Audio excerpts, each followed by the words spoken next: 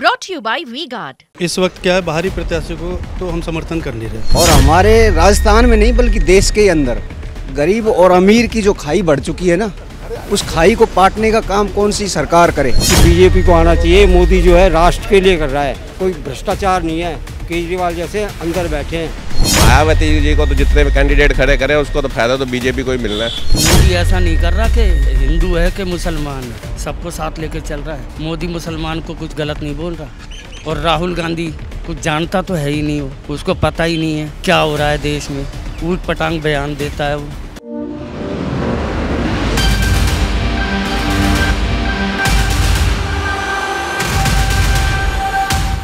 राजस्थान में कोई बाहर से अगर आता है तो कचौरियों की दुकान पर ज़रूर रुकता है, क्योंकि कचौरियों की जो महक है, जो उसकी खुशबू है, वो बाहर से आने वालों को अपनी तरफ खींच ही लेती है। और हम इस वक्त अलवर में हैं, अलवर ज़िले में हैं। नमस्कार, मेरा नाम है भविष्य त्यागी और TV9 की टीम आ पहुंची है लोकसभा चुनाव की कवरेज के लिए। अलवर में कचौरी की दुकान पर हम खड़े हैं। हालांकि सामने जो है आप देखिए, दिल्ली के मशहूर छोले भटूरे और आलू पराठे की दुकान भी आपको दिखेगी। लेकिन अब जब राजस्थान में आए हैं, अलवर में आए हैं, तो सोचा कचौरियों की दुकान पर रुका जाए। और चूंकि अब गर्मी भी बहुत बढ़ गई है राजस्थान में, साथ साथ चुनावी गर्मी भी है, लेकिन लोगों का मिजाज कैसा है ये हम जानने की कोशिश करेंगे लोगों से। किस तरह का मौसम चुनावी है और जिस तरह की तपिश राजस्थान के मौसम में महसूस की जा रही है, क्या उसी तरह की तपिश भी अलवर में राजनीतिक तौर पर, चुनावी तौर पर क्या महसूस की जा रही है, यही जानेंगे। और चूंकि मैंने बाहरी का जिक्र किया, जब बाहरी लोग आते हैं तो कचौरियों की तरफ भागते हैं। बाहरी का बड़ा जिक्र अलवर की राजनीति में हो रहा है, क्योंकि यहाँ पर कांग्रेस पार्टी की तरफ से बाहरी भगाओ का नारा दिया जा रहा है, अलवर बचाओ का नारा दिया जा रहा है। इस तरह की सियासत यहाँ पर हो रही है। लोगों से समझने की कोशिश करते हैं क्या कुछ हालात हैं अलवर में। नमस्कार, क्या नाम है आपका? शीशराम गुर्जर। शीशराम जी, अलवर से ही हैं आप? नहीं, गांव से हूँ जी, पड़ोसी गांव सिली से। अलवर में ही आता है ना जी। तो अलवर में क्या माहौल चल रहा है, किस तरह का चुनावी मौसम है? चुनाव तो साहब अपने अपने हिसाब से डालेंगे लोग वोट। जी, कांग्रेस में भी देंगे, बीजेपी में भी देंगे जी, दोनों को देंगे।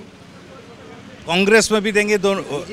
लेकिन क्या मुद्दे क्या चल रहे हैं? मुद्दे मेरा पूछना चाहते हो तो बताऊंगा। बिल्कुल आप किसान हूँ और हमारे राजस्थान में नहीं बल्कि देश के अंदर गरीब और अमीर की जो खाई बढ़ चुकी है ना, उस खाई को पाटने का काम कौन सी सरकार करे वो अच्छा रहेगा। कांग्रेस करे या बीजेपी करे, सबसे ज़्यादा ये है फिलहाल तो मेरी नज़र में तो। अमीर और गरीब की खाई बढ़ गई है। जो गरीब है वो और गरीब होता है और अमीर है वो और ज़्यादा बढ़ता है, अमीर होता जा रहा है। ये है बात। लेकिन इस बार बीजेपी जो है वो कह रही है कि 400 पार हैट्रिक लगाएंगे इस बार। हाँ, वो तो साहब बीजेपी वाले भी कहेंगे, किसी टाइम कांग्रेस वाले कहते थे, अब बीजेपी वाले कहेंगे। क्यों आएंगे? बीजेपी की आएगा राज तो। ये है, बीजेपी का ही राज आएगा, दिख रही है। इसमें तो क्या है? अलवर का बताइए ना, अलवर में क्या स्थिति? अलवर में तो पता नहीं, ये तो वोट डालेंगे तब पता पड़ेगा। अच्छा, हाँ, इस बार थोड़ा शांत रहकर मुझे लगता है कि बताना नहीं चाह रहे हैं आप। नहीं, वो बात नहीं है। बताने में तो क्या है, पर मैंने तो जो बात थी वो बता दी। गरीब है और गरीब होगा और अमीर है और अमीर होता जा रहा है। ये है बात। सरकार को इसके बारे में सोचना चाहिए, सरकार कोई भी आए।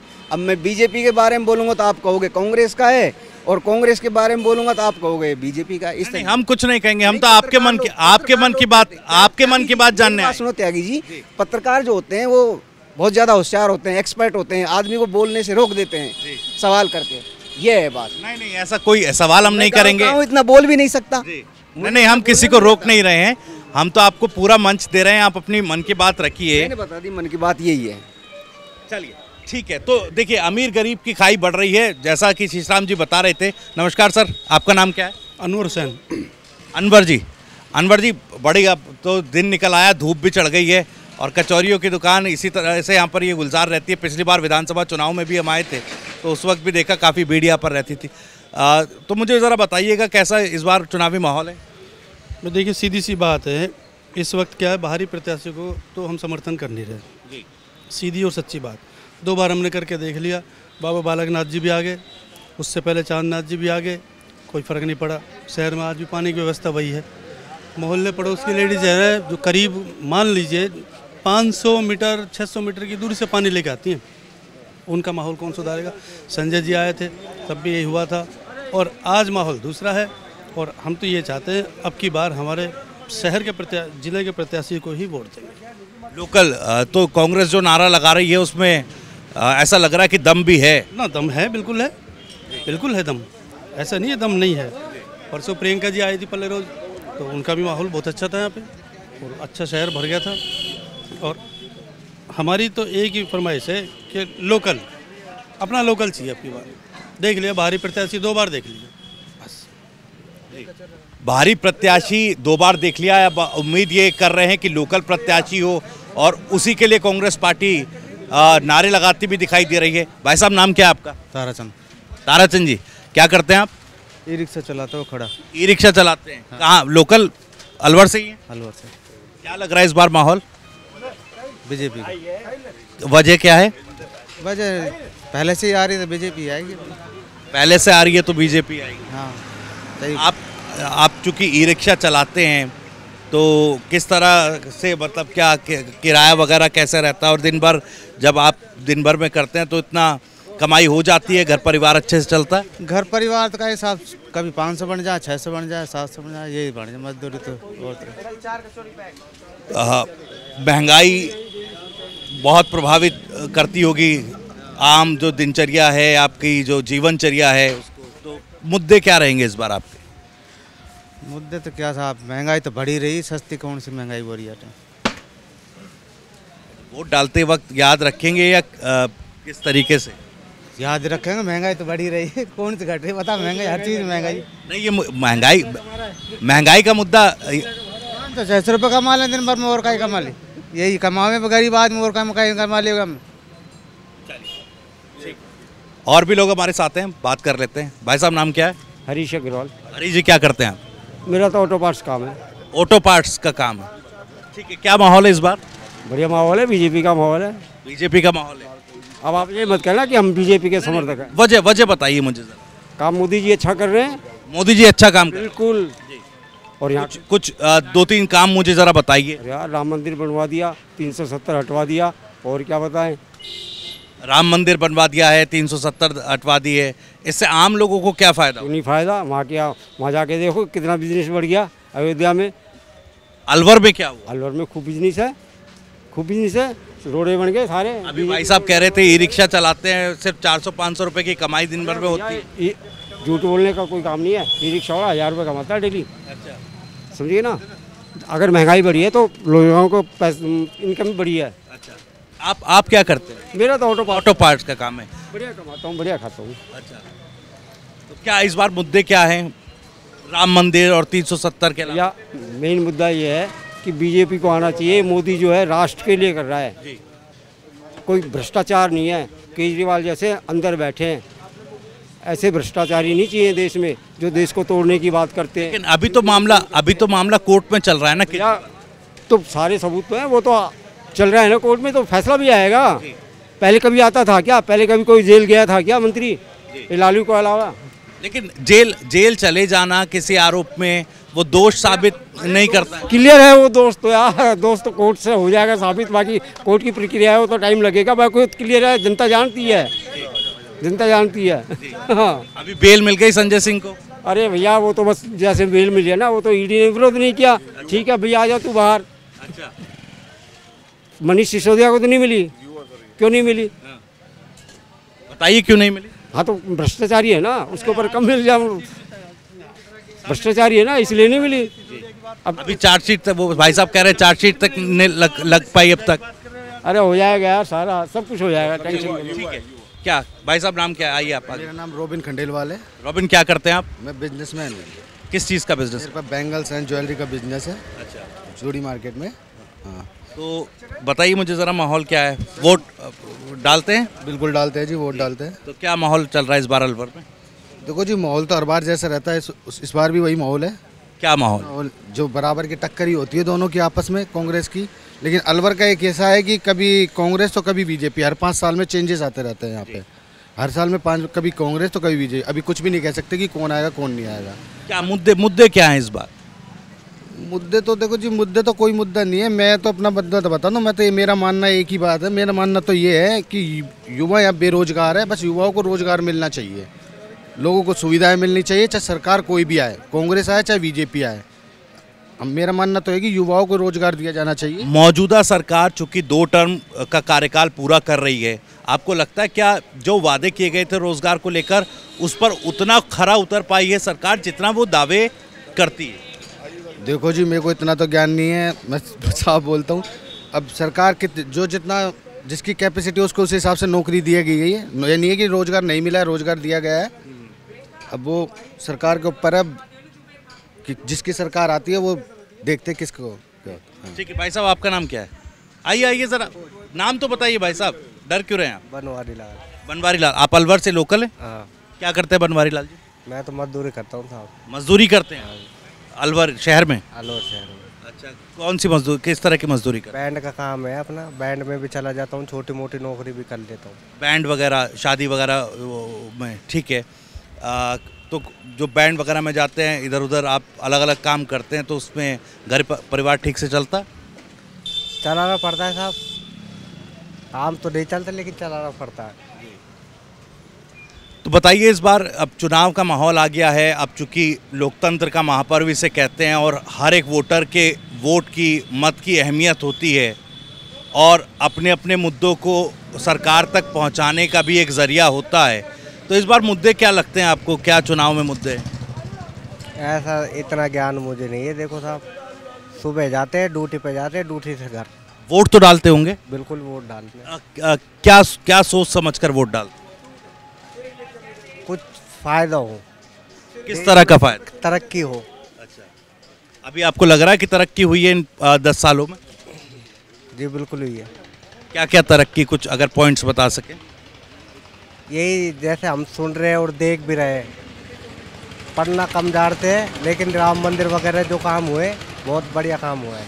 मजदूर वर्ग को राम मंदिर, 370 जैसे मुद्दों से फर्क पड़ता है क्या? आपकी जीवन में उससे कोई प्रभाव हुआ क्या? लेकिन सनातन को बचाने का कार्य तो किया है। सनातन को बचाने का कार्य किया? बिल्कुल। और क्या मुद्दे? और मुझे नहीं पता, बस इतना ही। भाई साहब, आपका नाम क्या है? नारायण जी। नारायण जी, क्या करते हैं आप?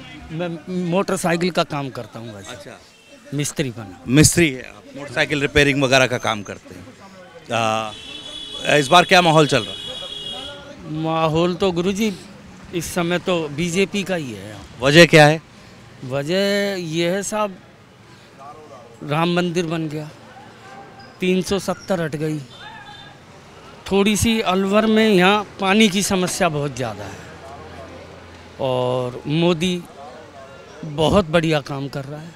कुछ अच्छे काम जो हैं वो थोड़े अगर गिनवा पाए, अगर 300 राम मंदिर 370 से अलग 2 सड़कों का जाल बिछा दिया साहब। आप तो पत्रकार लोग हैं, आपको तो सब पता है। सड़कों का जाल बिछा दिया नितिन गडकरी साहब ने, बहुत अच्छा काम कर रहे हैं। इससे बढ़िया और क्या चाहिए? सबको मोदी ऐसा नहीं कर रहा कि हिंदू है कि मुसलमान है, सबको साथ लेके चल रहा है। मोदी मुसलमान को कुछ गलत नहीं बोल रहा, मोदी किसी को डरा धमका नहीं। ये ऐसा क्यों हो जाता है जब सीए जैसे कानून आ जाते हैं तो फिर वो हिंदू मुस्लिम वाली सियासत हवा पकड़ लेती है? सर ये लोग तो करते ही हैं, विपक्ष वाले तो करेंगे ही करेंगे। और राहुल गांधी कुछ जानता तो है ही नहीं, वो उसको पता ही नहीं है क्या हो रहा है देश में, ऊट पटांग बयान देता है वो। अब इस समय सही है, सीए भी आना चाहिए, लागू होना चाहिए, सब बराबर हो। ऐसा नहीं है एक को तो कुछ मिल रहा है दूसरे को कुछ नहीं है, दूसरा वंचित है, ऐसा नहीं होना चाहिए, सबको बराबर अधिकार हो।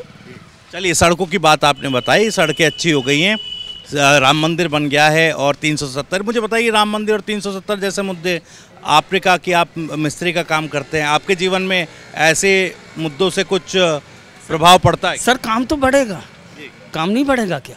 आप बताओ मुझे।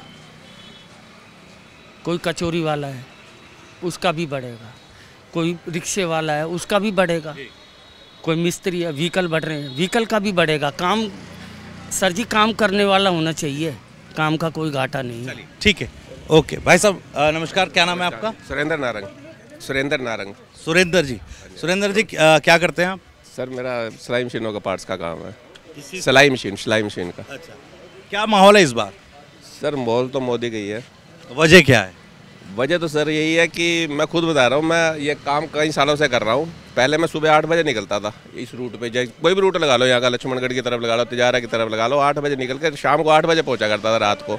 आज मैं 5 घंटे में सारा टूर करके आ जाता हूँ। इतनी साफ़ सुथरी सड़कें बन चुकी है, हमारे 5-6 घंटे बच गए। उससे पहले टूटी फूटी सड़कों पर चलना पड़ता था, अब साफ़ सुथरी सड़कों पर चलते हैं।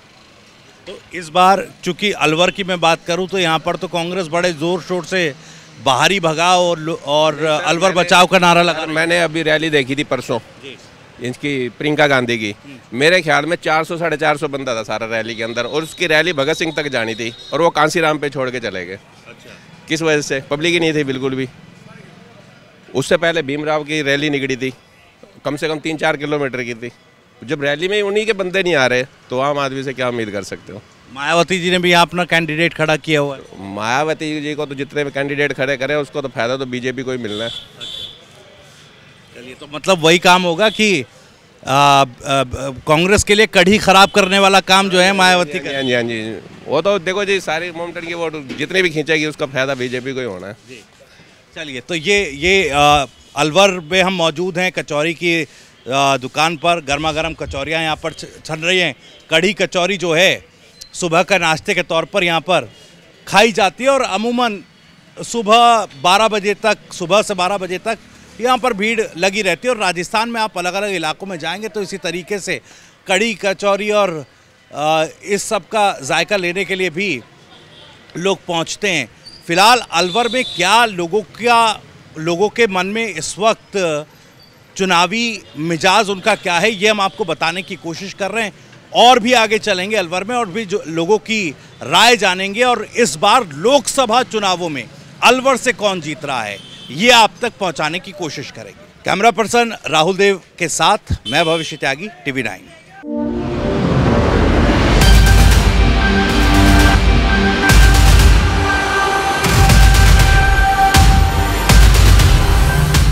Brought to you by V-Guard.